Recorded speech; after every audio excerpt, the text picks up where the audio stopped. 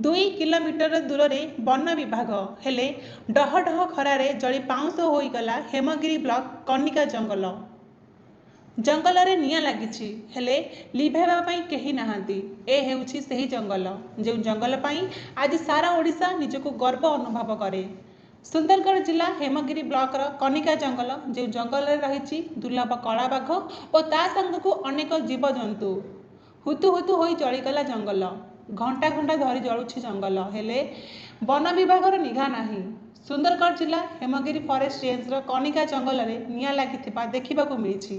दीर्घ 3 घंटा निया धरी अधा जंगल पाउंश होला परे जणे वन कर्मचारी निया को लिभेइथिबा बेले वन विभाग रे एपरि अवहेला को निंदा करिसंती परिवेश प्रेमी।